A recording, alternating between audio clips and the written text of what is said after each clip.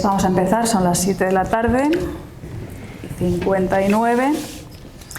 Bienvenidos a Hablarte, el programa de conferencias que desarrollamos desde la Asociación Madrileña de Críticos de Arte.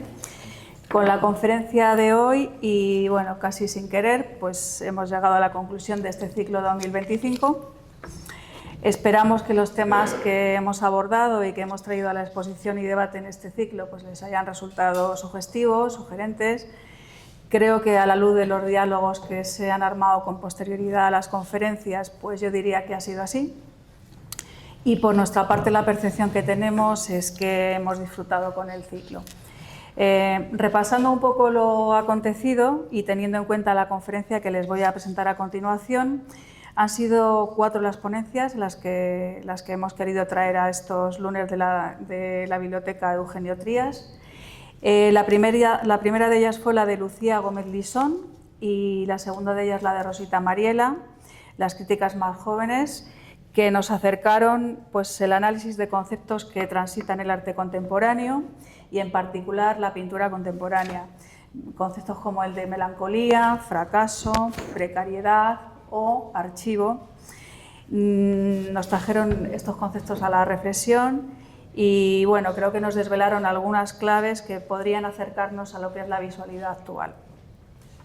Por su parte, Javier Rubio Nomblot, que hoy se ha disculpado, no podía venir, con esa mirada lúcida que él tiene y que le caracteriza, pues nos expuso el lunes anterior, a través de la obra del fotógrafo Sasha Asensio, ambientada en el Raval barcelonés, nos expuso un poco la necesidad de despertar del letargo existencial que vivimos en una experiencia estética auténtica, fuera de lo que él llamó el lado correcto de la historia.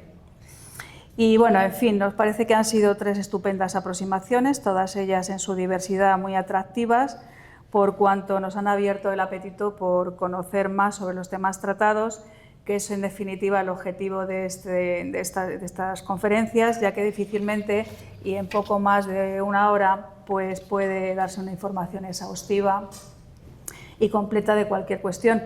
Solo con suerte, y entendemos que así ha sido el caso, dejar un camino abierto para profundizar, si se quiere, en estos temas, ¿no?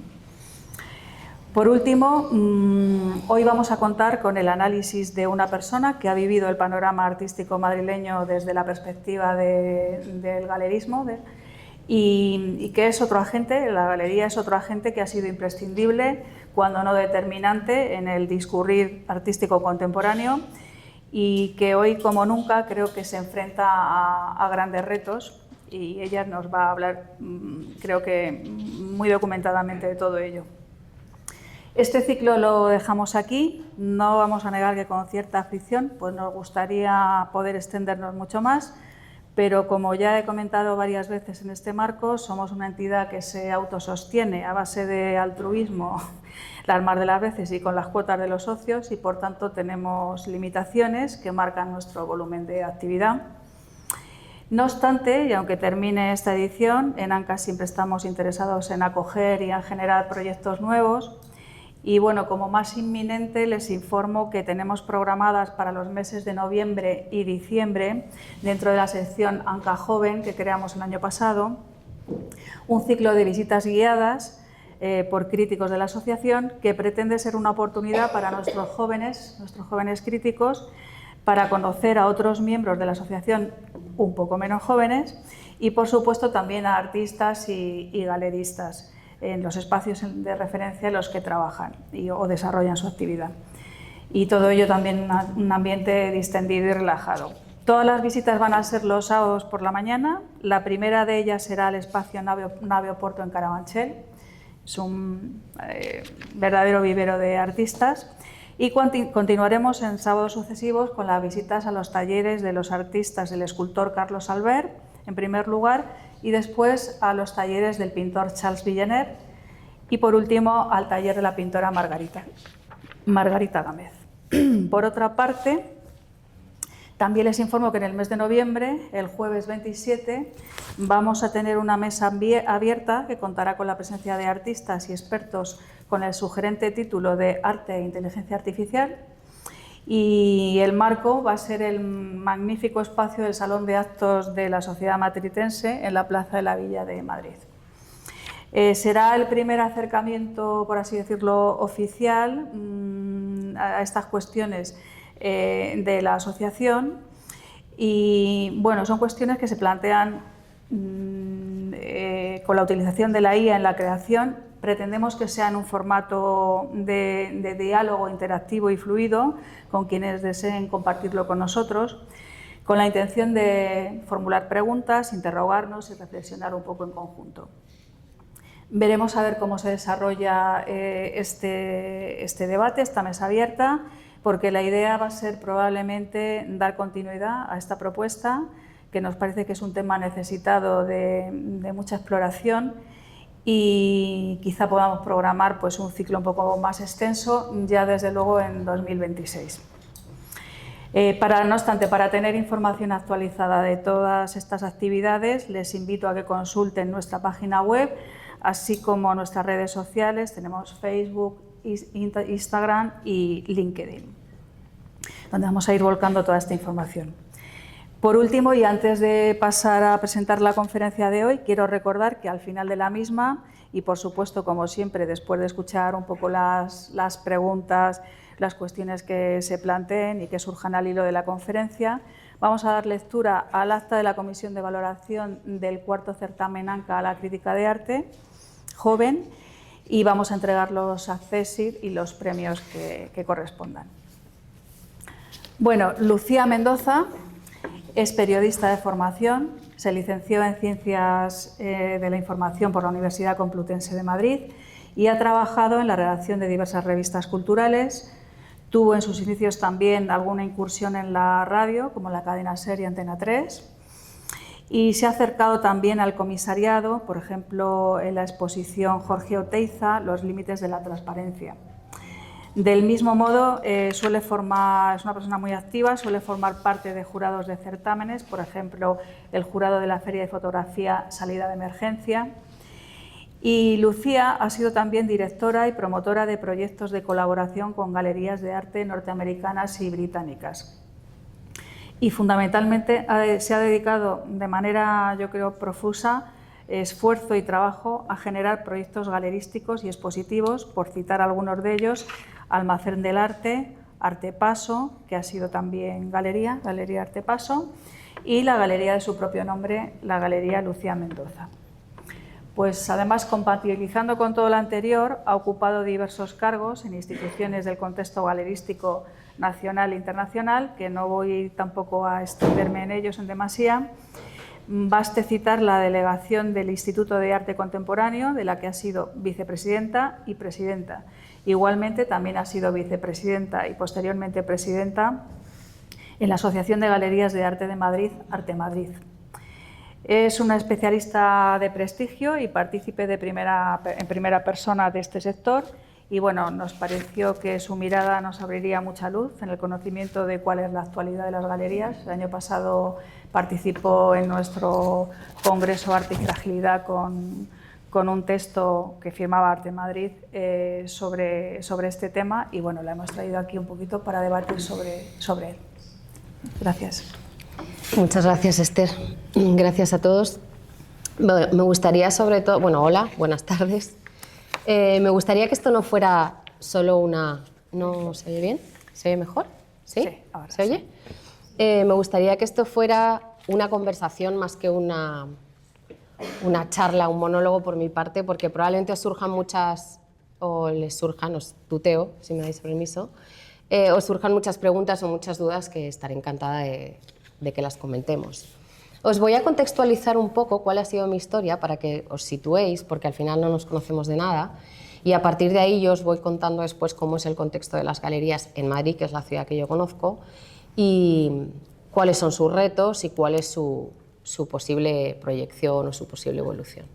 Yo empecé en el mundo del arte muy pequeña. Mi padre ya se dedicaba al mundo del arte, él fue socio de la Galería Juana Mordó en los años 70, entonces para mí el arte era lo habitual en mi casa. Los pintores del grupo El Paso y coetáneos eran los amigos de mis padres, eran mis tíos, las fiestas eran en casa de todos ellos. Entonces, para mí el arte era algo que estaba en el ambiente, no era algo ajeno a mí, siempre fue lo más normal, ¿no? Yo empecé trabajando, efectivamente terminé la carrera de periodismo y trabajé en ello unos años, pero estoy segura de que compartís conmigo, era una carrera difícil, con una proyección económica muy difícil. El caso es que acabé por razones personales, acabé trabajando con mi padre, porque el mundo del arte para mí era un mundo habitual y fácil, y me entusiasmaba la idea. Entonces empecé trabajando con él y de esta forma trabajaba con los artistas con los que él trabajaba, que eran los artistas con los que empezó trabajando Juana Mordo. Todos los artistas del informalismo abstracto español, mitad de los 50 en adelante. Para mí era muy fácil trabajar con ellos porque conocía su obra desde que respiraba y además los conocía a ellos muy bien, con lo cual era un medio donde yo me desenvolvía con cierta comodidad. Pero llegó un momento en que eso se me quedó pequeño, entre comillas, pequeño en el sentido de que yo ya tenía una necesidad de buscar mi propia línea de trabajo, ¿no? Descubrir mi contemporaneidad, no la de mi padre. Y entonces ahí decidí, en 2009, en plena crisis de la subprime, abrir una galería, era el mejor momento, y dije, ¿por qué no? Y abrí la galería. Pues efectivamente fue bastante desastre, pero me sirvió, sin embargo, esos años en los que no sonaba el teléfono y nadie iba a ningún lado, me sirvió para hacer ese rodaje de cómo sería una galería, qué tenía que hacer, qué necesitaba, qué se respiraba en el ambiente. Yo tenía un poco la sensación de que la galería, como la conocemos todos, era un concepto un poco obsoleto, que no se ajustaba a la actualidad, que no atendía a la necesidad de la sociedad joven del momento y no atiende a la sociedad joven, sigo pensándolo, de ahora, del todo. Entonces, bueno, esto me hizo pensar que necesitaba conocer cómo funcionaba el sistema en lo amplio y empecé a formar parte de los consejos de cultura de la Comunidad de Madrid, del Ayuntamiento.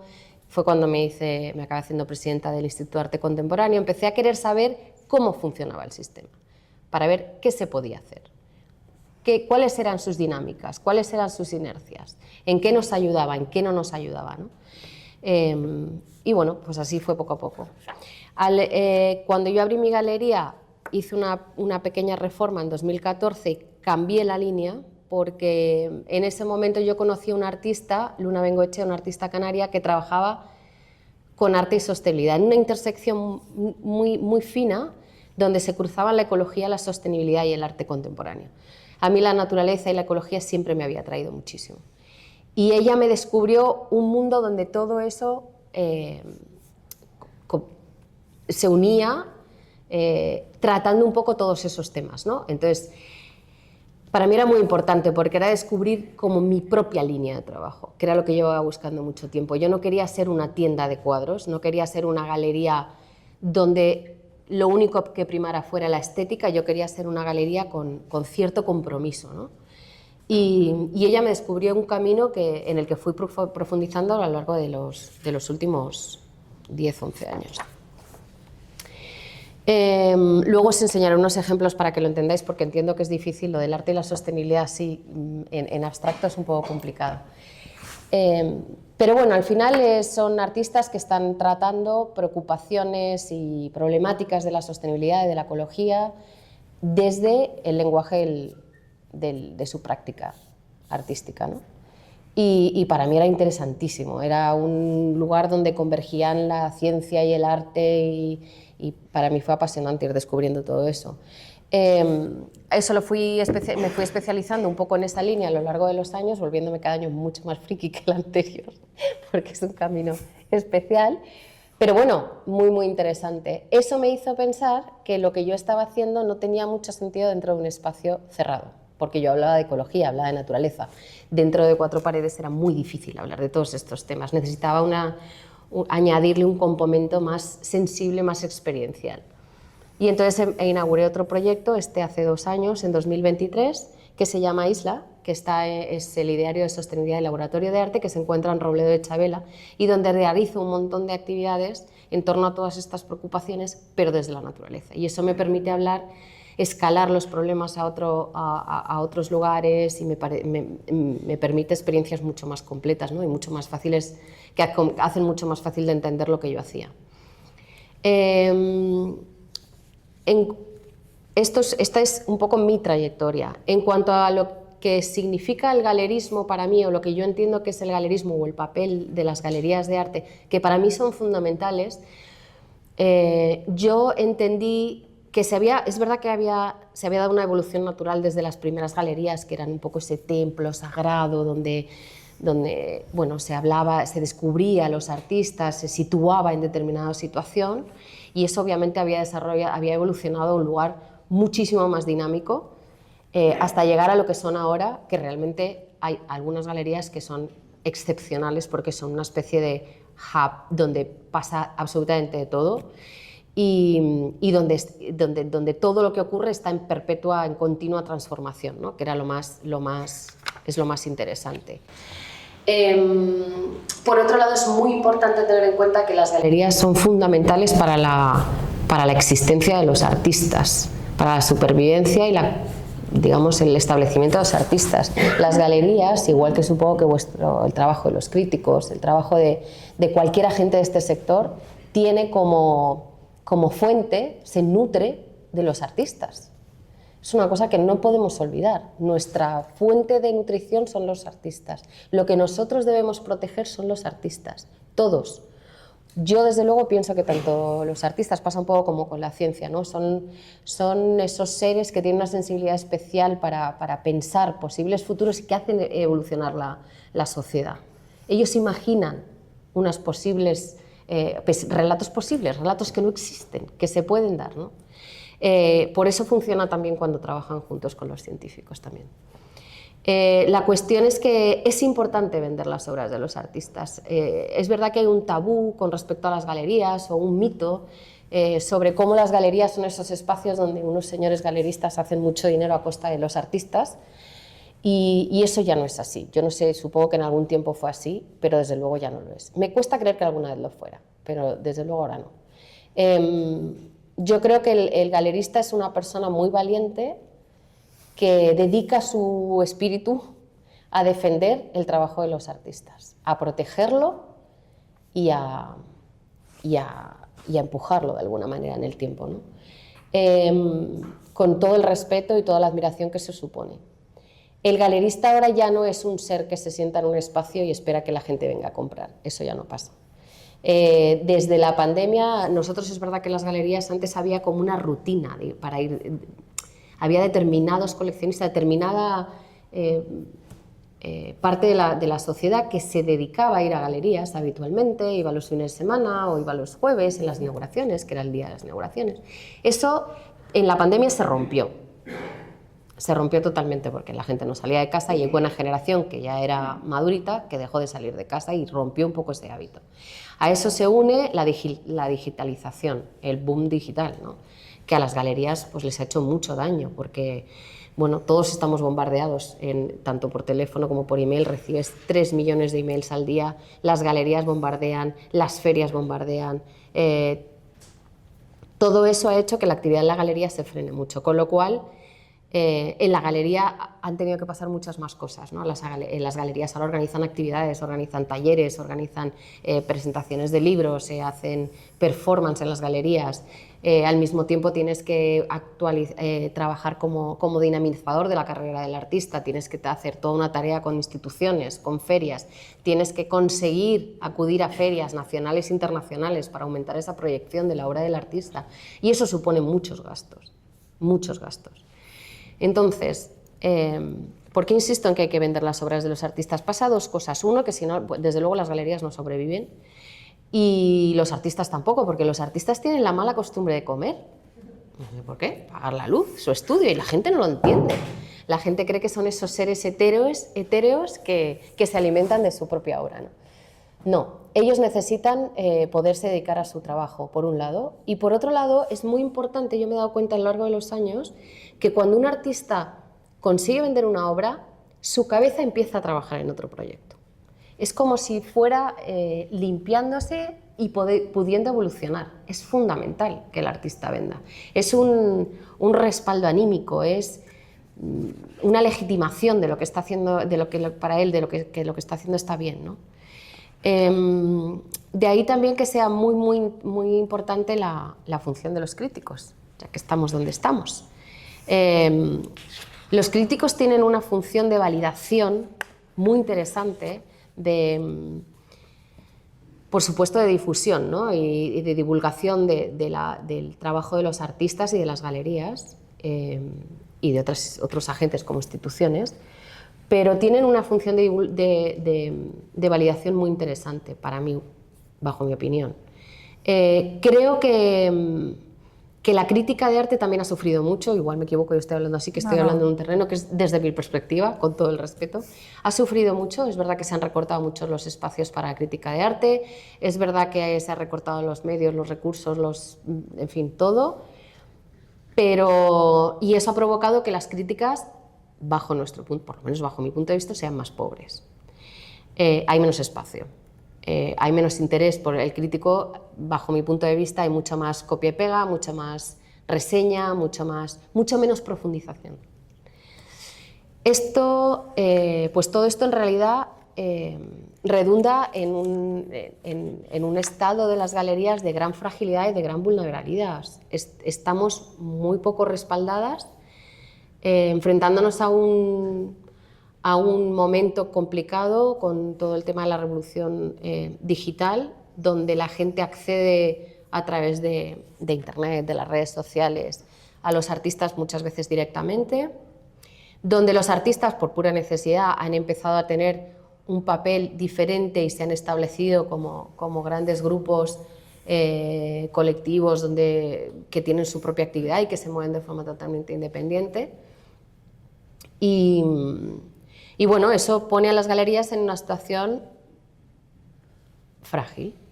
Al mismo tiempo, es verdad que muchas dependen de subvenciones, de ayudas públicas, hay una presión fiscal brutal, tenemos el IVA más alto de todo el continente, tenemos un IVA de un 21%, lo que nos hace incompetentes desde luego fuera de nuestro mercado, pero nos pasa incluso aquí en ferias. Si tú vas a una feria a Arco, por ejemplo, y hay galerías que representan artistas que las representan galerías alemanas, nunca te van a comprar a ti porque tú tienes un 21% que añadir y ellos tienen un 5, un 7, dependiendo del país, ¿no? No tenemos una ley de mecenazgo que ayude o que promueva el coleccionismo. Y bueno, pues nos encontramos en una situación de reinvención y adaptación continua. No sé por qué os iba a contar algo, pero ahora se me ha olvidado. Esto pasa cuando no lees las cosas. Pero bueno, lo que os venía diciendo es básicamente eso, ¿no? Que las galerías se encuentran en un momento muy delicado y que tienen un papel muy importante de apoyo y de soporte a todo el sector. En general se produce en ellas una combinación una colaboración entre distintos agentes. Los galeristas ahora trabajamos con comisarios, trabajamos con artistas, trabajamos con críticos, editamos libros, es tremendo. Y bueno, lo que empieza a ser importante por lo menos lo que yo veo, ¿no?, como reto, es establecer distintos tipos de alianzas entre distintos agentes, ¿no? Yo creo que ya no sirve trabajar de forma aislada e independiente, sino que es muy necesario establecer colaboraciones. Y luego es un sector que siempre ha trabajado como muy aislado, ¿no? Los galeristas somos galeristas, los críticos son críticos, los comisarios son comisarios, los artistas son los artistas. Y necesitamos trabajar más de acuerdo, más en común. Es verdad que las políticas no nos ayudan, las políticas culturales. Yo que he trabajado desde los consejos de cultura me doy cuenta que es muy difícil cambiar las cosas porque el político en general es muy difícil encontrar políticos con realmente intención de cambiar las cosas. Ellos siempre se apegan a que están muy bloqueados por el sistema y por la estructura y por los plazos y no cambian las cosas. Entonces, bueno, pues es complicado. Sí, es difícil. Es un momento complicado. No sé si tenéis alguna pregunta, yo sigo aquí hablando.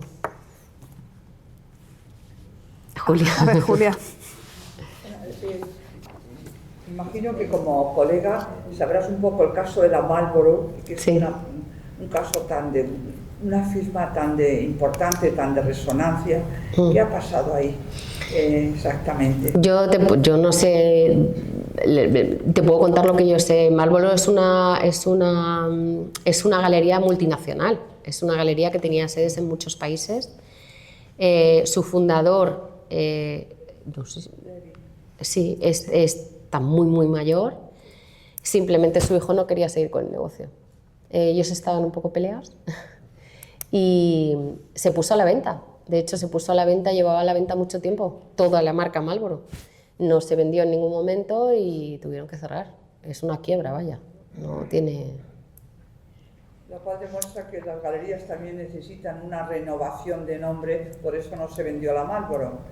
La Marlboro es un caso muy particular, porque la Marlboro es un caso muy especial. La Marlboro trabajaba un poco, está muy feo que lo diga, pero siempre he dicho que era un poco como el Corte Inglés de las galerías. Tenía como objetivos a cumplir, tenía muchos directores, tenía realmente un carácter muy excepcionalmente comercial.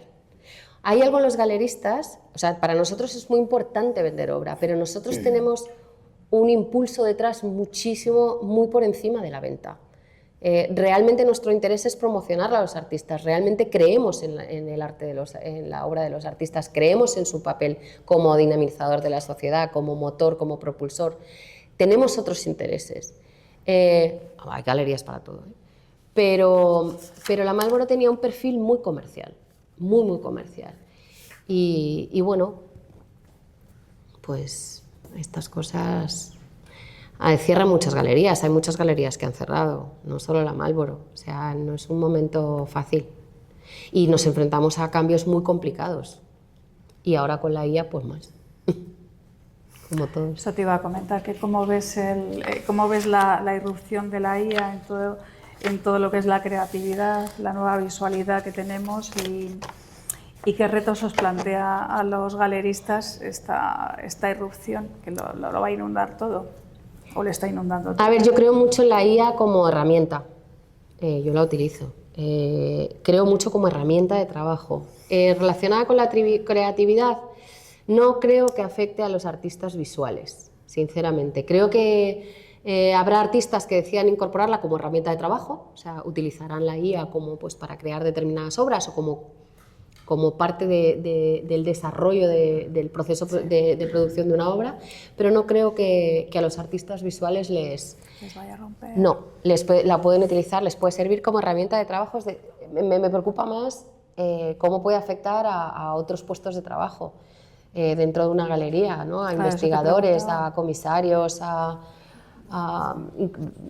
asistentes de galería. O sea, hay mucho trabajo que hace la IA que ahora mismo lo hacen personas. Sí. En ese sentido, sí. Pero a los artistas visuales yo creo que todo lo que tenga que ver con creación... Incluso la crítica también. Desde luego, vamos, en primer lugar, a cualquier escritor. Sí. Cualquier absolutamente. Escritor. Pero tú puedes hacer el libro no tiene esa necesidad presencial que tiene el arte. O sea, una obra de arte no la puede hacer la IA porque la IA no puede salir de un ordenador a pintar un cuadro. No tiene manos. Un libro sí se puede escribir en digital. Entonces, esa es una pequeña diferencia que yo creo que es lo que es más. Yo creo que no, los pintores, o sea, los artistas no la van a sufrir. La pueden utilizar incluso. ¿Más preguntas por allí al fondo? Bueno, has hecho una descripción muy centrada, muy concisa de los distintos actores del mundo del arte. Cuando hablas de la facilidad de las galerías y al hilo de lo que decía de la Marlboro como ejemplo comercial, ¿no crees que las galerías, en ese reinventarse que es obligatorio, tienen que mirar un poco a una idea más original del concepto de mecenazgo que tuvo inicialmente y que ha ido dando a alguien que yo que la interpretación que tiene el propio artista le aleja a la galería, cuando debería ser su concepto? Resulta que ahora con artistas que dicen yo meto por mi lado, porque al final, estoy de acuerdo con lo que has dicho, o sea que no, pero digo que la crítica debería ser, el galerista no debería inventarse con una parte de filantropía mayor o con un poco más de mecenazgo hacia el artista. Yo hago artistas que me dicen, mañana voy a exponer, me han hecho un encargo de 10 cuadros para una exposición en la galería tal. Ya tengo que empezar a gastar todo el material porque de momento no necesitan nada. Y luego encima se va el 50%. Entonces esa visión del propio artista le aleja del galerista. Y a la vez el galerista se queja de que tiene mucho gasto, tiene otros más. Pero yo creo que quizá... A ver, depende mucho del tipo de galería. Alguien me preguntaba, me hablaba también de esas galerías que cobran los artistas por ir a las ferias, ¿no? No es mi caso, nunca ha sido mi caso, y creo que las galerías más serias o más rigurosas no hacen esas cosas. Yo siempre pago la producción de mis artistas, siempre he pagado su participación en ferias, jamás les he cobrado un transporte y efectivamente se reparte al 50%, pues yo pago toda la producción, pago el transporte, pago las ediciones, pago la publicidad, pago la comunicación, pago la luz, pago el alquiler, pago todo, entonces sí, pero ellos conmigo no han pagado producción ni... Sí, pero el matiz era por lo que acabas de comentar, la parte comercial de Marlboro, sí. por ejemplo, de... Marlboro no sé cómo funciona. Muchas galerías sí. quizás su modelo, sí. y que yo creo que quizás se ha perdido un poquito, no es tu caso, evidentemente no es mi caso. Lo has mamado desde pequeñita, el resultado absolutamente no tiene nada. Claro, no, hombre, yo creo que hay un acuerdo entre el galerista y el artista que debe ser único en cada situación. O sea, hay artistas, por ejemplo, que no necesitan no tienen mucho gasto de producción. Hay galerías que es que no tienen dinero. Entonces dicen, mira, yo hago el esfuerzo de pagar la feria, pero no te puedo pagar la producción. O yo, ¿sabes? Yo creo que hay un acuerdo, al final es gente trabajando en el mismo, es lo que te decía de las alianzas, ¿no? De las colaboraciones. Están todos trabajando por lo mismo, si gana uno, gana el otro. Esto no es saber quién gana más. Es muy difícil que en esta situación la galería gane muchísimo dinero o el artista gane muchísimo dinero, porque hay muchísimas galerías y muchísimos artistas. Entonces, el mercado está difícil, el mundo está difícil. Y cuando la economía está complicada y el mundo está dado la vuelta, el mercado lo resiente, y los artistas también, y los galeristas también. Entonces sí, absolutamente, yo creo que en realidad lo más honesto es que una galería se ocupe de cubrir esos gastos. ¿Sí? Un tema que me gustaría que nos comentaras, Lucía, es un poco, no solamente el tema de la ley de mecenazgo, que ya es antiguo, y un poco qué puede hacerse desde las administraciones, y si en ello puede influir realmente la educación que tenemos, si la educación artística no está a falta de esa idea de comprar arte, que sería tan interesante, ¿no? Claro, o sea, yo creo que lo primero que deberían hacer las administraciones es no sacar las clases de arte de los colegios, por ejemplo. Eso no estaría mal. O sea, hay otra cuestión que influye mucho en toda esta problemática y que yo estoy convencida que afecta a las galerías de arte como a otro tipo de cultura, que es la dirección que está tomando la sociedad. O sea, yo tengo la sensación de que la sociedad está infantilizándose, está banalizándose. La gente prefiere estar 2 horas en su casa mirando TikTok en el móvil que salir a dar un paseo, ir a ver una galería o un concierto, lo que sea. Falta de realidad. Falta de calle, falta de... experiencia. Claro, si tú miras el tiempo que pasa la gente en el teléfono, las horas que... Entonces, eso existe y eso nos está perjudicando. ¿Las administraciones qué pueden hacer? Pues ayudarnos. Pueden disminuir el IVA. A ver, hay una normativa europea que obliga a bajar el IVA a todos los países de la Unión Europea. España todavía no lo ha implementado, pero los demás sí. Eso lo tiene que hacer, lo puede hacer y lo debe hacer. Y además tiene un plazo, lo acabará haciendo. Lo que pasa es que supongo que está esperando. La ley de mecenazgo aquí no existe. Existe a modo de ley de mecenazgo que no existe. Entonces, claro que nos pueden ayudar. ¿Cómo más pueden ayudarnos? Con ayudas directas.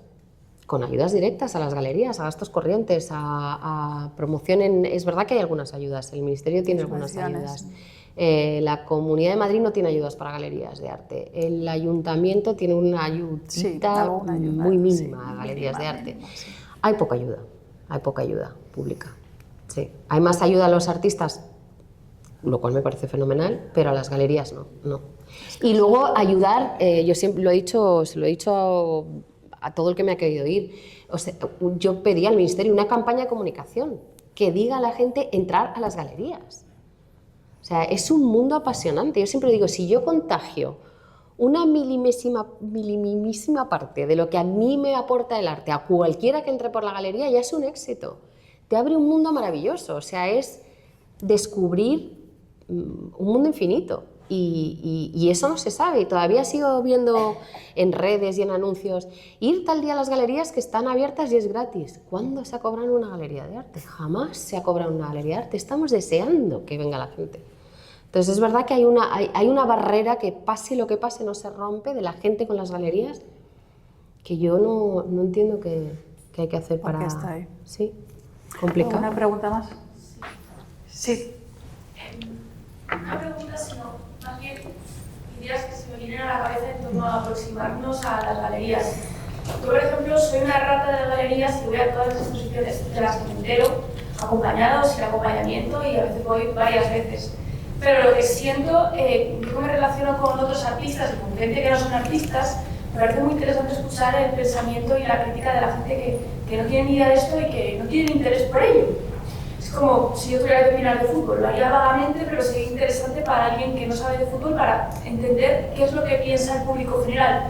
Y hago una conclusión a la que he llegado yo conmigo misma, es que, por ejemplo, en el mercado del arte actual, la producción artística que más dinero genera a nivel mundial es el mercado de los videojuegos. Y esa actividad lúdica dentro del mercado creativo de producción artística, que al fin y al cabo es artesanía digital, siento que de cierta manera en las galerías que nos podemos encontrar a pie de calle por España o por Madrid, es algo que no está tan adaptado. Sí que lo he visto en otros centros así más grandes como el CaixaForum o la Fundación Telefónica, que lo aproximan al público, pero sé que hay cantidad de artistas jóvenes que salen de escuelas en masa creando animación para videojuegos, renders excelentes, experiencias de realidad virtual, aumentada, incluso por parte del Ministerio están haciendo reconstrucciones del patrimonio en base a estos medios de realidad virtual y aumentada. Y siento que por parte de la galería quizás sería ciertamente un acierto, valga la redundancia, que para permitir o para por lo menos atraer a este público más joven, aproximarse a algo que sabemos de cara y de frente que es lo que más dinero está generando a nivel mundial dentro de la producción artística. Y luego también por otro campo totalmente diferente, otro camino totalmente diferente que veo, es el de los artistas imagineros. Yo que vengo de la Facultad de Bellas Artes y he tenido compañeros y alumnos muy jóvenes, veo que realmente hay gente con muchísimo talento que sé que, por lo menos por lo que yo siento, las galerías promedio en Madrid son, perdonadme el comentario, pero son como más modernas, más culturetas, entonces rechazan todo esto de la imaginería religiosa, llevándolo a un lado de esto es antiguo, esto es viejo, esto no interesa, pero cuando nos acercamos a la calle yo veo que el público medio pues sí que le gusta pasar a las catedrales, sí que le gusta el arte más tradicional, entonces creo que sería muy interesante el hecho de volver a traerlo de vuelta a una galería promedio, porque si tú a la gente le das la oportunidad de comprar, aunque sean pequeñas piezas, pues sí que podría haber más movimiento dentro de las galerías. Porque hasta ahora estos artistas lo que veo es que viven de encargos grandes, pero si a lo mejor hicieran piezas más pequeñas, porque lo que vemos en el fondo es que las galerías, cuando se hacen expos, las primeras piezas que se venden en el fondo son las pequeñitas, las que terminan otra vez almacenadas y tal. A lo mejor sería como de cierta manera un nuevo movimiento para poder aproximar a un público general que hasta ahora a lo mejor no se ha planteado comprar estas piezas porque a lo mejor no lo han visto o no se han aproximado a ellas. Pero creo que sería una manera de intentar moverlo de nuevo, tanto con un público quizás de una edad más mayor y una edad más joven, tanto con el tema de los videojuegos como con el tema de la imaginería religiosa. Con el tema de los videojuegos es que creo que ya están en CaixaForum. No hace falta que estén en las galerías. O sea, es otra disciplina. O sea, creo que no... Es diseño, en todo caso, pero no entiendo... Depende, a ver, tanto en este caso como en el segundo que me planteas, dependerá del galerista. Date cuenta que cada galería tiene al frente una persona que decide lo que expone. Hay galerías para todo, acaba de ser Feriarte esta semana y ahí te puedes encontrar galerías que tienen de todo, sobre todo en lo que tiene que ver con imaginería religiosa, de todo, muchísimas. Pero las galerías las galerías, no sé a qué galerías de Madrid te refieres, ¿eh? Yo creo que el videojuego es otro formato, es otro soporte, es otro formato. Es verdad que las galerías incorporan arte digital, arte generativo, como es el caso de Max Estrella o Daniel Canogar, incorporan, pero el videojuego es otra disciplina dentro del arte para mí, o de la cultura.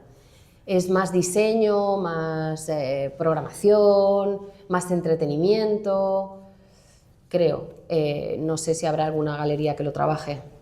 Ten en cuenta que las galerías no son museos de barrio, no son instituciones, son espacios privados, en realidad. O sea, son comercios que dirige una persona donde elige a su propio criterio lo que expone allí.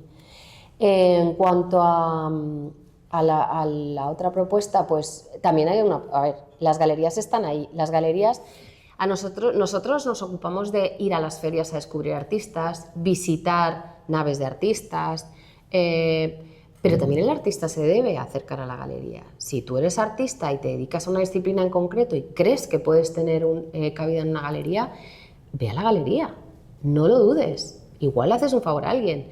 O sea, a nosotros nos llegan currículums de artistas semanalmente varios. Yo he recibido emails donde ponía mi dirección de correo electrónico, el genérico de la galería, junto con todas las galerías de Madrid en el abierto y un link. O sea, el artista también tiene una parte de responsabilidad aquí. Si tú quieres trabajar en una galería, mírate las galerías, mira a ver dónde crees que trabajarías cómodo. Porque si yo meto imaginería religiosa en mi galería, yo ahora mismo ya no tengo la galería, pero si yo meto imaginería religiosa en mi galería, no se levanta nadie, porque yo no tengo un público preparado para eso. ¿Entiendes? El público que viene a mi galería sigue mi línea y adquiere obras de la línea que yo trabajo. No podría vender eso igual que no podría vender un videojuego. Es como si te vas a comprar chorizos a una tienda de sombreros. Perdona, a lo mejor no me has entendido. He dicho videojuegos porque en el mercado de producción artística a nivel mundial es lo que más capital genera, pero luego he indicado en torno a experiencias de realidad virtual y aumentada que sí que hay mucha producción artística que se dedica a ello. O sea, no es videojuego como tal de tomas que tienes... Ya, es que no sé qué entiendes, no sé qué quieres decir con realidad aumentada. O sea, videojuegos virtuales. ¿Te refieres a eso? Experiencias digitales que se pueden aplicar a diferentes soportes. Pero ¿y cómo vendes eso? ¿Qué vendes? ¿Un videojuego? Es que no, de verdad, te lo digo con todo. Puedes vender una colección, una serie de imágenes, puedes vender partes, Pero puedes vender la experiencia. Es muy difícil de comercializar, yo no lo sé, supongo que en algún momento puede surgir alguna galería. Espera, tenemos una pregunta allí al fondo. ¿Allí al fondo? Sí, sí. La pregunta sería, ¿O una reflexión? desde el punto de vista de una persona, aparte no como artista, persona joven, porque no tengo 23 años, Joven. sí que le doy la razón de que no está muy visto dentro de la juventud de las galerías de arte. Está más visto el verlo desde, por ejemplo, TikTok, como habéis dicho. Igual a lo mejor es que está centrado en un público diferente, en el cual también está un poco en decadencia bajo mi punto de vista. A lo mejor no, pero igual habría que formatear de alguna forma para darle más visibilidad en el público joven, porque hay mucha gente que también a lo mejor le podría interesar. Sí, nosotros siempre hemos tenido muchísimo público joven, muchísimo. El público joven se mueve un montón. Es verdad que casi siempre vienen los días de inauguraciones que hay cervecita, pero vienen muchísimo y vienen mucho a visitar las galerías, mucha gente joven. Pero esto es como todo, si tú en TikTok estás viendo, no sé, yo qué sé, suponte que a ti te gustan las carreras y ves carreras en TikTok, lo que te devuelve el algoritmo son carreras. Si tú no empiezas a ver galerías en TikTok, nunca te van a llegar las galerías. Y en Instagram igual, o sea, hay mucha actividad en Instagram. Mi Instagram es solo galerías. Y hay muchísimas opciones, hay performance, hay danza, hay arte urbano, hay... De verdad, o sea, es que alucinaríais, hay una propuesta increíble en Madrid, pero increíble. Tenéis Beta en Carabanchel, que es una nave gigante donde hacen unas propuestas súper arriesgadas, donde sí que es verdad que meten cosas virtuales. Hay un montón, o sea, es que Yo no sé, porque yo he hecho muchas cosas para jóvenes, he hecho muchas cosas para niños, mucho taller para niños, mucha propuesta, pero no llega. El tema con las redes es que no consigues llegar, porque ¿cómo llegas? Es que hay, por así decirlo, tantos temas, tantas cosas que abarcar, que no se sabe qué abarcar. Entonces, a lo mejor Claro. Es que no me sale. A ver, te tiene que interesar. Yo entiendo que si no está en tu entorno y no está en tu contexto, es muy difícil que vayas a una galería de arte, porque no está en nuestro imaginario. No es, tú vas al cine, tú puedes ir a un concierto, puedes leer un libro, pero no es una cosa que no es como habitual. Simplemente no es habitual, salvo que tengas un primo, un amigo que sea artista, o que tu madre o tu abuela haya tenido cuadros. Es raro, lo entiendo, pero no sé, nosotros desde luego hacemos todo lo que podemos por promover, sobre todo entre la gente joven. No sé si me explico, yo me refiero, como ha dicho la chica, Sí. como por ejemplo lo que más atrae a la gente joven son los videojuegos o algo así, pues centralizarlo dentro de, por ejemplo, en ese entorno. A lo mejor no hacerlo constantemente en ese entorno, pero sí darle un enfoque. Yo ya te digo que yo creo que es que los videojuegos en concreto no tienen mucho que ver con con los artistas visuales. El entorno 3D, el arte electrónico. Claro. Por ejemplo, hay premios en videojuegos que dan premios de muchísima cantidad de dinero. Ya. Tenemos otra pregunta por aquí. Tomás. Es que he querido entender que el espacio de la galería está obsoleto. Artista va a haber siempre. No está obsoleto el espacio de la galería. El espacio de la galería tal como lo conocemos. El concepto. Que eso es que va la pregunta. Es decir, artista va a haber siempre. ¿Dónde van a enseñar su trabajo? En las galerías. ¿Y qué tienen que hacer las galerías para Actualizarse. A ver, muchas ya lo están haciendo. Me refiero a que cuando yo empecé entendía que el espacio estaba obsoleto y que había que actualizarlo.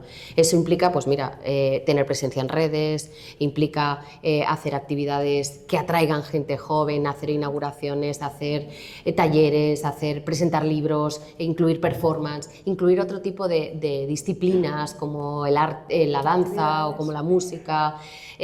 Implica no ser un espacio donde se vende arte nada más. Exacto. Que no poner una tienda donde tú cuelgas 4 cuadros y cuando se venden los 4 cuadros pones 4 más. Y a ver si hay suerte. Sino que es un espacio donde se crea diálogo, donde tú invitas a la gente a participar en charlas, en encuentros, donde quieres que la gente venga para charlar sobre un artista, sobre un tema que abre una obra, sobre... Es un espacio de encuentro, es un espacio de diálogo, tiene que ser un espacio donde se puedan ocurrir cosas, porque si no es un museo, si no es un espacio vacío con obras colgadas en la pared, y para mí eso sí está obsoleto, porque para eso ya están los museos. Entonces, el artista contemporáneo, además, normalmente los artistas, cuanto más jóvenes más, son totalmente interdisciplinares. Hacen de todo, hacen vídeo, hacen foto, hacen performance, hacen un montón de cosas. Todas las herramientas. Eso es. Entonces, tienes que jugar con... Yo creo que hay un equívoco en esto de decir que hay que hacer cosas para un público joven o un público... Si el artista se queja y él está haciendo una cosa que no interesa a su misma generación, ¿dónde estamos? No, yo creo que hay que hacer algo que interese, con independencia del género, de la edad y del color y de todo. Por supuesto, es que todo interesa, Ya, pero es que estoy oyendo que hay que atraer a un público joven. No, porque ellos me hablaban del público joven. Yo creo que hay que atraer todo tipo de público. Todo tipo de público, efectivamente, y desde luego eso es todo el público bienvenido. Lo que sí que digo es que la gente adulta o más madura tiene más hábito de ir a las galerías y que para las galerías, pero igual que para los museos, es fundamental que las nuevas generaciones vayan acudiendo. Muchos sí, pero muy del contexto, o sea, muy artista, amigo de artista, familia de artista. Hace poco en una feria de París, que se llama Tableau, estaba así y no veían nada más que gente con el pelo blanco. Claro, por eso digo que eso es lo que cuesta y no entendemos por qué, pero porque no hay una formación desde la escuela, desde el colegio, porque no se le impulsa de cuando son pequeños, porque en las casas no se les dice se puede ir a una galería de arte. Tienes que saber digamos, las ideas generales que circulan hoy, las estadísticas, y sabes que hoy la gente joven, la prioridad es los viajes y la comida. Sí, pero para la supervivencia de las galerías de arte y de los artistas es fundamental que lleguen a las galerías. Sí, pero quiero decir que habrá que hacer otra cosa. Pues eso es lo que te estoy diciendo, que hay que hacer de todo. Para ver. Es más, te voy a decir, yo he hecho talleres para niños, yo estaba en Salesas, yo he hecho talleres para niños gratuitos, he convocado a todos los colegios de la zona y no ha venido ni un niño. El error es que sea gratuito. A todo, no, da igual, hemos probado a ponerlo con coste y tampoco han venido, no vienen. Porque prefieren ir a jugar al fútbol, no sé, por lo que sea. A ver, ¿otra pregunta allá al fondo? Sí, bueno, yo era un poco me he quedado planeando sobre ese binomio del arte y la sostenibilidad. ¿Vale? O sea, el concepto de sostenibilidad, de satisfacer necesidades presentes sin comprometer las necesidades futuras y esos tres pilares, el medio ambiente, la sociedad y la economía.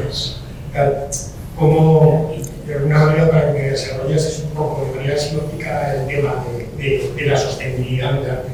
Pues, Vale, sí.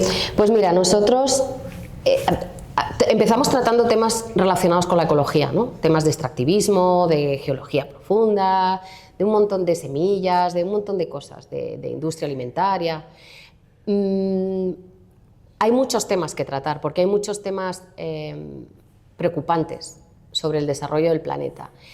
Eso nos hizo, por lo menos a mí me hizo entender que cuando tú estás hablando de sostenibilidad, lo primero que tienes que hacer es empezar por aplicártelo tú. Es decir, ¿por qué ese es tu compromiso? Porque tú no puedes, por ejemplo, hablar de sostenibilidad e invitar a una conferencia a 8 personas que vienen de 8 países diferentes.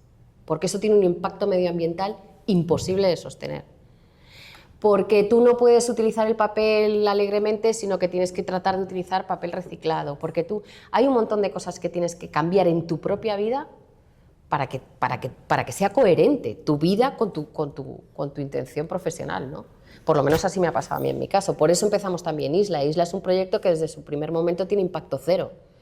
Por eso creamos, hay una institución europea que se llama Gallery Climate Coalition, que es una coalición de agentes de la cultura con la intención de disminuir el impacto medioambiental de la cultura, del arte en concreto. Y nosotros implementamos el Gallery Climate Coalition en Madrid, creamos un comité español donde estaba TVA 21, donde estaba el Guggenheim de Bilbao y donde estaban galeristas pequeños, comisarios pequeños, un montón de gente, para tratar de hacer una práctica más sostenible. Son las dos patas que nosotros hemos tratado de promover. Por un lado, una práctica cultural, una práctica artística más sostenible, y por otro lado, el poder hablar libremente de ciertos temas y además romper un montón de cosas. Es verdad que cuando nosotros empezamos a hablar de sostenibilidad y ecología, la gente nos miraba y decía, uff, ya están, o me van a echar el sermón, porque lo hago todo mal y voy a reventar el planeta, o me van a decir que el planeta se va a acabar en 3 meses y entonces me empieza a entrar un pánico. Y era un rechazo profundo, o sea, no os podéis imaginar lo que era hablar de sostenibilidad hace 10 años. Te miraban como un marciano. Ahora es verdad que hay una tendencia en torno a la sostenibilidad y parece muy normal, pero era tremendo, era muy difícil. Es verdad que, ahora lo veréis con los ejemplos que yo os he puesto, que las obras físicamente son obras normales. Hay alguna instalación peculiar, hay una cosa muy concreta que no es fácil de adquirir, ¿no? Pero muchas de las obras son fotografías o cuadros, o sea, pintura o escultura o tal. No sé si te he respondido a la pregunta. A ver, una última pregunta y pasamos a... Ella tiene desde hace un rato. Ah, perdóname, Emilia, no te había visto. Disculpa. Mira, yo creo que el tema fundamental es la formación, y la formación desde la base general de las cabezas, perdón. Entonces, lo que está influyendo muchísimo, y no lo digo yo, lo dice Byung Han, el recién galardonado premio de la comunicación y de las artes. Es un profesor nacido en Corea, pero nacionalizado y que trabaja en la mayor escuela europea de arte. Un filósofo, ¿entiendes? Entonces, yo es que lo veo, voy más atrás, voy más atrás a las raíces profundas. Ahora tenemos una banalización, hablaban de los TikTok, desde 3 años, desde los niños con los TikToks, en lugar de llevarles efectivamente a ver. Yo tengo una nieta que con 3 años asistía a alguna conferencia como esta, pero hoy no ha podido venir, no le he podido traer porque me gusta que venga y que vea las discusiones, con 3 años. Tú la conoces, Raquel, Sí. Tú la conoces. Y sacaba conclusiones, pinta ella, hace sus cosas, en el colegio también, pero vamos, la raíz es más profunda de todo lo que estamos comentando.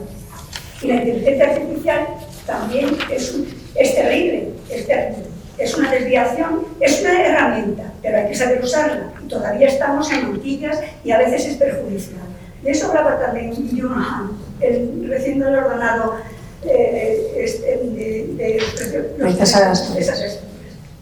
Eso quería decir, porque me parece mucho más, es que está banalizada la sociedad desde la base. Entonces, claro, tú no puedes trabajar con gente así, tú no puedes, ¿a qué les vas a llevar? ¿Qué vas a hacer con ellos? ¿Qué van a ver? Eso, los videojuegos, que más que al arte en sí, las artes visuales también, que es más al cine, me parece a mí. Eso es como más. Bueno, también en eso me refiero cuando digo que hay que actualizar, o sea, hay que encontrar una manera de llegar. Esa es un poco la labor también del galerista, ¿no? Que es un poco lo que decía ella o él con el videojuego. Hay que encontrar la manera de llegar, porque ellos no van a buscarlo. Entonces, a mí me parece que nosotros tenemos la responsabilidad de hacérselo llegar. De alguna manera tenemos que encontrar la manera de... La educación de la base, la educación general. Sí. Eso es lo que... Terminamos con una pregunta a Rodrigo, creo que querías decir algo. Hemos dicho cosas muy interesantes en cuanto a lo que es el integralismo y el coleccionismo. Creo que esa es la clave en cuanto a lo que sería el tema de la difusión, del conocimiento, que se puede ir a una galería de arte a aprender cosas diferentes y además de una forma gratuita. Un elemento clave, creo, desde el punto de vista del coleccionismo, el joven. El coleccionista joven, yo por lo que he visto fuera, tenemos un nivel de coleccionismo joven pues casi nulo, de acuerdo, cuando algo fuera en Alemania, Inglaterra o en Estados Unidos, ahí es el público que te compra y siempre es gente, bueno, siempre no, pero tenemos un gran público bastante fuerte. Porque depende del poder adquisitivo. ¿Perdón? Depende del poder adquisitivo. Es que la realidad es que nosotros... No, el poder no tiene poder adquisitivo. Pero es que igual nosotros no estamos ofreciendo... A ver, yo creo que hay una cosa fundamental en este tema, que es definamos coleccionista, por favor. O sea, las galerías no viven de los coleccionistas nunca, o sea, en el 99,9% de los casos, las galerías y los artistas viven de los compradores. No necesitas ser un coleccionista estructurado, habitual, constante, ni tener un presupuesto enorme para adquirir una obra de arte. Necesitas disfrutarlo, ir haciendo el ojo, que de repente te apetezca, pero es que hay obras de arte que se venden en las galerías que cuestan lo mismo que en IKEA. De verdad. O sea, yo he vendido obras de arte a gente joven que ha venido y se ha ido encantado porque había comprado una obra de arte en una galería y me dice, el otro día compramos una feta de IKEA y nos costó lo mismo. ¿Qué se puede hacer aquí en España para que consigamos lo que nos... Pregúntaselo a ellos. O sea, es que yo, de verdad que no, si lo supiera no habría cerrado la galería. ¿Cómo hacer para que efectivamente en otros países sí que es verdad que haya esa ilusión por querer comprar, aunque sea una resignación, un poquito grabaditos, cualquier cosa que se nos empieza, y aquí no haya esa ilusión? ¿Cómo evitar que algunas ferias pues, se están desviando siempre a mejor estampa, que una feria maravillosa, que da de arte gráfica, en la que quieres comprar una cosa por 200 euros, pues ahora se ha convertido en un... Joder, si hubiera relaciones con los empolios, pero sería una pena que ahora, por ejemplo, eso ya no exista, porque antes cuando estaba en los motores, en la zona de Matadero, esas ferias son las que animaban a que la gente tuviera de por 200 euros y iba a casa de los precios. Pero siguen existiendo obras en las galerías baratas, fáciles de adquirir. Los artistas jóvenes, la Galería Arniches, ¿no conocéis la Galería Arniches? Son 2 niños de 23 años. O sea, y venden piezas por 300 euros. Te aceptan plazos. Yo aceptaba plazos. A mí viene alguien joven y me dice, oye, ¿te lo puedo pagar en 3 veces? Claro que me lo puedes pagar en 3 veces. El problema es esa barrera, de verdad, hay una frontera ahí infranqueable que yo no entiendo, porque venía gente joven a mi galería y le decía, venga, que os cuento, ¿queréis que os cuente? O sea, yo creo que hay un error hay un mito con la galería, con ese espacio para una élite, con mucho dinero. Ya no existe eso, ya no existe. La gente con mucho dinero no compra todos los días en todas las galerías. No es verdad, de verdad que no. ¿Nos enseñas, nos vas a enseñarlas? Sí, está puesto. A ver cómo lo paso, porque es que como no es... Ah, espera. Te van a apagar la luz ahora, yo creo, para que se vea mejor. Vale. A ver si puedo hacer esto. Vale, ahí mejor.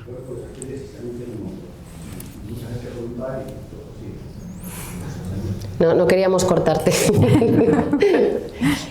Os he preparado, son 6 fotos nada más, que no os quiero dar la chapa más de lo necesario. Pero para que tengáis una idea del tipo de obra y de a lo que me refería, ¿no? Esta es una obra de un artista con el que trabajamos, Miguel Esbastida, y esta obra hablaba de las rutas coloniales. Era un proyecto que hicimos, el último proyecto que hicimos en la galería, que acabó este mes de mayo, se llamaba Rutas Relacionales. ¿Por qué? Porque yo entiendo que los mayores conflictos que sufrimos hoy en día en el planeta tienen su origen en momentos coloniales. Y no estoy hablando de la conquista de América, sino momentos coloniales a lo largo de la historia. Entonces empezamos a idear este proyecto que en vez de ser un mes o 2, era toda la temporada, era todo el año, y tratábamos de reflejar la realidad de las artes visuales al mismo tiempo que hablábamos de todos esas problemáticas de la sostenibilidad que están profundamente interconectados. En este caso, Miguel hacía un proyecto muy interesante sobre las plantas invasivas. Las plantas invasivas que habían llegado a Europa a través de distintos momentos coloniales y que llegaban en esas cajas, que son las cajas de Ward, donde los científicos traían plantas. En esta exposición hubo artistas de la galería, artistas no de la galería, artistas en la primera fase, porque tuvo 5 fases. En la primera fase había una niña que tenía en la pared más importante de la galería su trabajo de fin de grado de la universidad. Había artistas palestinas, estuvimos hablando con varias artistas palestinas de la situación de los artistas y en general de Palestina. Hubo artistas latinoamericanos que viven en Madrid, hubo artistas ucranianos, y tratamos de reflejar un poco cómo es la realidad del artista, que en realidad se puede trasladar a la realidad del mundo, ¿no? A ver, no veo nada. Vale, esta fue una exposición de Lecuona y Hernández, que eran 2 artistas de la galería, son 2 artistas canarios, con los que yo he trabajado mucho, y Canarias tiene una situación muy peculiar, porque Canarias es territorio español, pero al mismo tiempo tiene aduana con el continente. Si yo traía obra de allí, de ellos, la tenía que importar a Madrid. No tenía que pagar importación. Y hablan mucho de de todas las problemáticas de las islas, ¿no? Era muy, muy interesante. Esta exposición incluía a Lucía Loren y a Bárbara Fluxá. A ver, creo que tengo después... No. Y ellas hablaban precisamente de la extracción. En este caso, de sal hablaba Bárbara Fluxá, que además es profesora de Bellas Artes en la Universidad Complutense, de la extracción de sal y en este caso de la colaboración entre la ciencia y la industria, porque ellos han recuperado una mina de sal en España. Aquí, bueno, esta es otra exposición de Miguel Esbastida. Esta exposición es de Luna Bengoechea, otra artista canaria. Ella hizo toda una... Esto fue muy interesante porque ella hizo todo un proceso de fotografías sobre distintas salinas en distintas islas canarias, que algunas seguían en activo, otras habían desaparecido, y cómo eso modificaba la migración de las aves. Cuando las salinas son lugares donde las aves reposan en su proceso migratorio hacia África para nutrirse de los minerales y del agua salada. Al desaparecer las salinas, las aves cambian toda su trayectoria. Era muy, muy interesante. Esta es Lucía Loren, que esto fue también en Rutas Relacionales, donde ella expuso toda esta instalación que era sobre polinizadores. Era todo un trabajo sobre la importancia de los polinizadores. Uy, creo que ya está. Entonces, son pocos ejemplos para que entendáis, si queréis podéis entrar a la web y hay miles, pero solo quería que entendierais un poco que son obras convencionales, o sea, no son unas obras que tú digas, bueno, es que esto, claro, son obras tradicionales en formato la mayor parte, pero son obras que tienen otra profundidad. Y para mí es muy importante cuando el artista trabaja con la ciencia, porque la ciencia es más fría en la transmisión de conocimiento, es más arisca, es más desagradable, y sin embargo el arte, al trabajar en colaboración con la ciencia, como el arte trabaja siempre desde la emoción, colabora de una forma increíble en la transmisión del conocimiento. Entonces, cualquiera de estas obras que muchas veces estábamos hablando de extracción mineral o de extracción, la podías trasladar a la extracción social, de verdad adquiría una dimensión tremenda y llegaba mucho más fácil al público, entonces es muy interesante. Pues muy bien, muchas gracias, Lucía. Gracias a vosotros.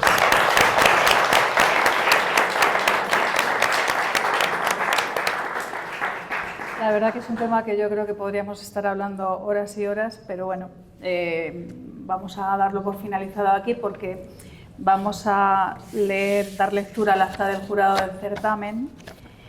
Y bueno, quería aprovechar un poco este momento para animar a los jóvenes que hay aquí y que entiendo que han iniciado su camino profesional como críticos o curadores, o que simplemente están en proceso de estudiar o terminar sus estudios para desarrollar esta profesión en el futuro, para que se integren en la sección de ANCA Joven de nuestra asociación. Yo creo que toda la información y las ventajas que yo les pueda reportar están en la web.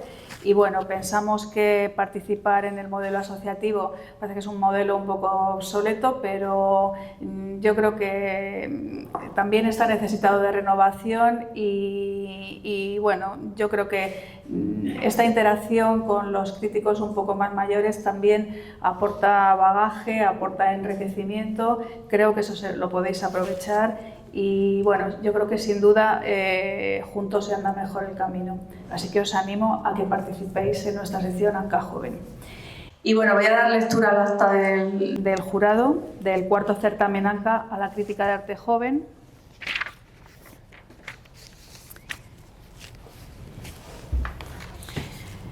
Os vamos a entregar en principio de los diplomas. Los premios que son económicos pues lo haremos por transferencia, ¿vale?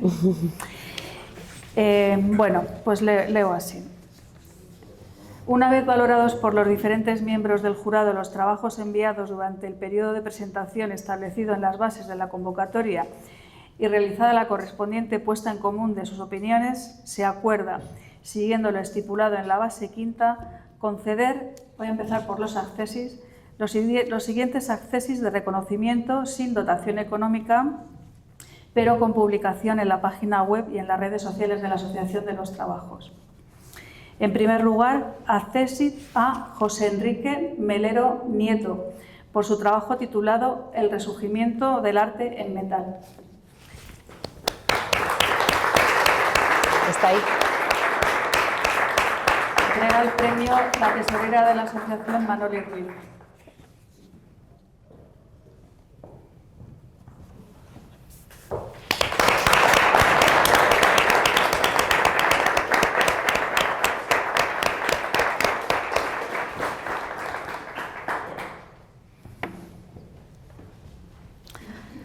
Bueno, segundo accesit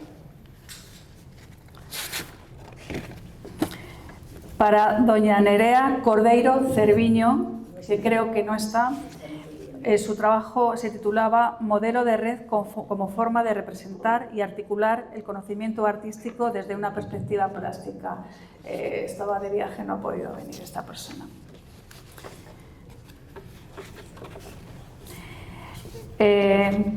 Tercera accesit a Inés Alonso Jarabo, por su trabajo titulado Una crítica a un sistema que prefiere mirar para otro lado, el graffiti como evolución del conceptual lingüístico.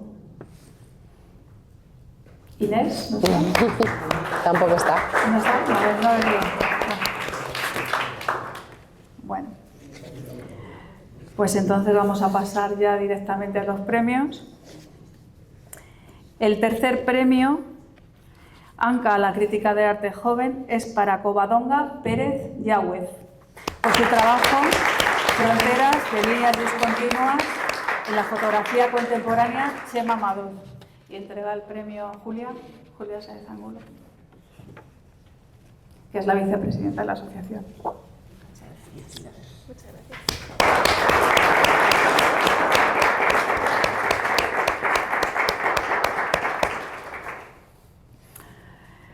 Bueno, pues patrocinado por la Galería Rodrigo Juarraz y dotado con 500 euros y con la publicación y difusión en catálogo sobre un artista de esta galería, de un texto crítico del premiado que será remunerado, además también de la inclusión del trabajo en una de las conferencias del ciclo Habla Arte 2026 que haremos el año que viene, pues segundo premio a la crítica de arte joven a doña Paula García Fernández por su trabajo Namaste, Máquina. Entrega el premio Rodrigo Juarraz. Namaste, Máquina, Inteligencia Artificial y Poéticas de la Colaboración Artística, Arte, Memoria y Sensibilidad en la Cultura Algorítmica.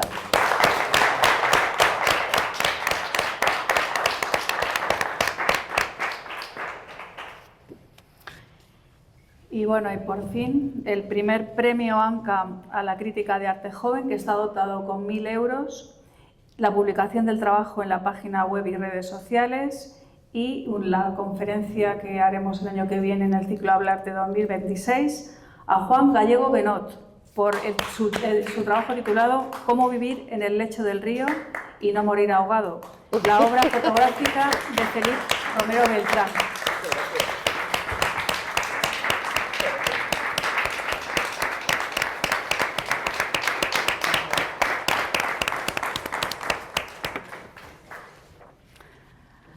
Bueno, pues nos alegramos mucho de que hayáis disfrutado de este rato con nosotros. Esperamos que este premio os sirva un poco para incentivaros a que sigáis trabajando en la crítica, sigáis dando un poco de sentido a la obra de los artistas. Y bueno, por mi parte ponemos final aquí al ciclo 2025. No me queda sino agradecer en primer lugar a los miembros de la Junta Directiva, a Julia, a José María, a Emilia, a Manoli, a Tono, a todos ellos que trabajamos con ilusión, ¿no?, para que este programa, estas actividades salgan adelante. Y por supuesto mi mayor agradecimiento también al público que se ha acercado a estas charlas y bueno, pues nos vemos el año que viene.